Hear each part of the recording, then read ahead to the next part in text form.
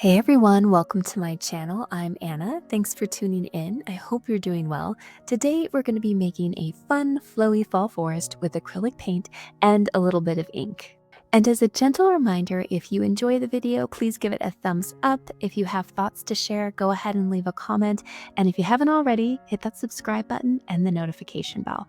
Okay, housekeeping items out of the way, let's talk materials. You'll want 246-pound acrylic paper, acrylic paint, just red and yellow today. You'll also want a paintbrush, of course. I'm using a number 8 round brush. And then for our ink detailing, I have this black artist pen with a brush tip.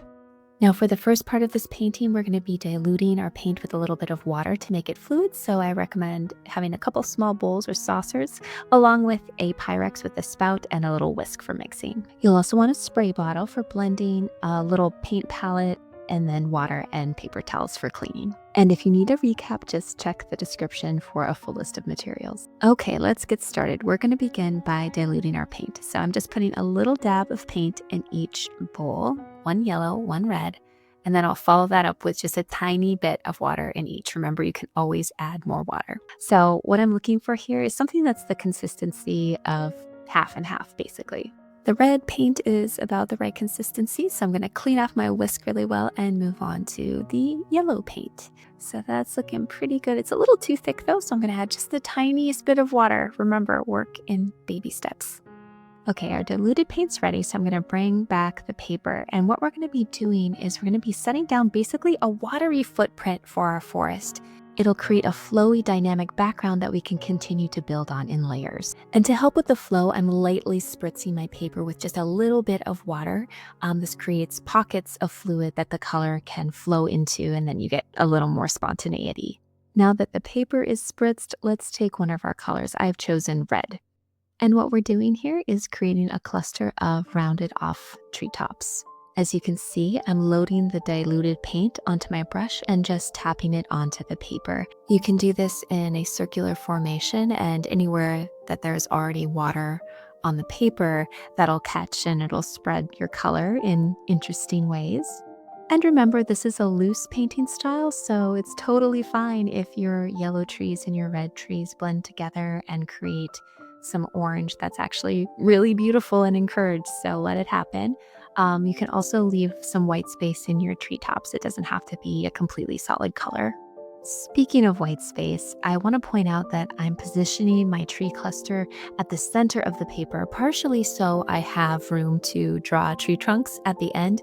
Also, we're going to be spritzing the edges of this layer with water to create sporadic bursts of color. So you want to have a good amount of white space to allow that color someplace to go.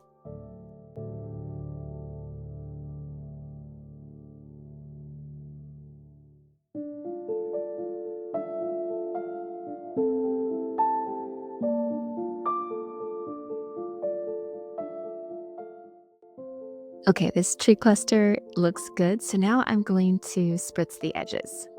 To do this, I like to hold the spray bottle at an angle and a little bit of a distance and kind of sweep bits of color out to the edges of the paper. And notice I did that randomly and left a little white space because we still want some contrast.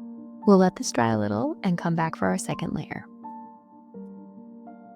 Now for the second layer, we're not going to be diluting the paint, so just put a little dab of yellow and red on your paint palette. Next, take a little bit of water and a little bit of paint on your brush and start building up the color on your trees. And notice this is the same loose painting technique as before. We're just kind of dabbing paint in the treetop area.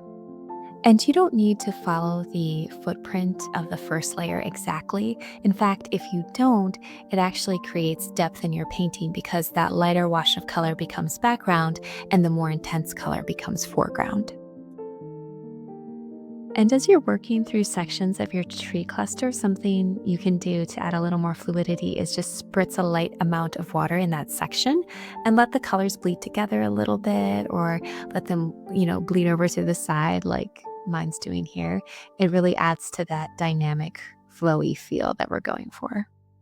Another thing I want to point out is you can definitely use a different color than what was on the first layer. Like I just painted over that red treetop with some yellow, and now I have a really beautiful golden orange color. Yeah, so just let loose and give yourself permission to go with the flow.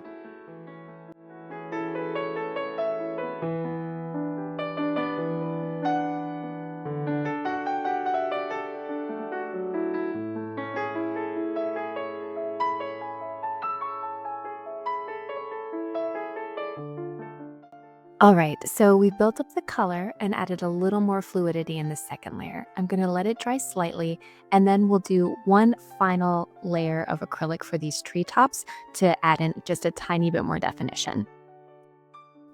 I let the paint dry for only a couple of minutes, so there's still a light sheen on the paper.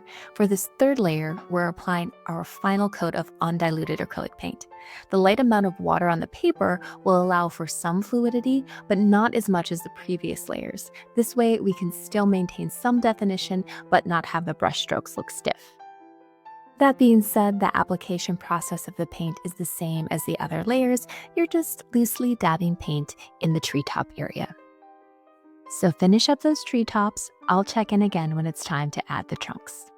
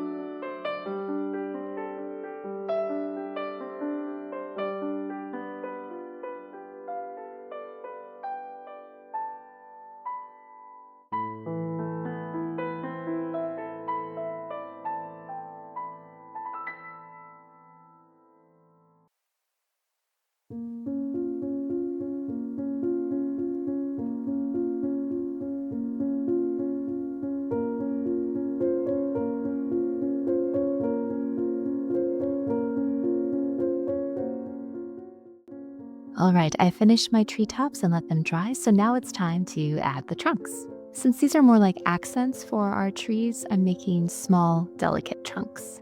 And a really simple way to think about making tree trunks is to think of a capital Y shape.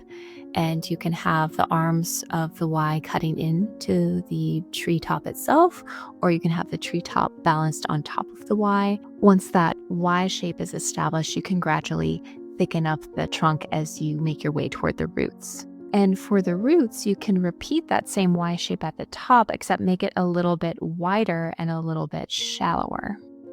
So that's one way to make a tree trunk. If you have a preferred way, of course, use that, or you can go ahead and experiment, whatever you like. Right now, I'm experimenting with how long I want to make these tree trunks, so I'm going to finish that up. I'll check in again when it's time to add our final detail.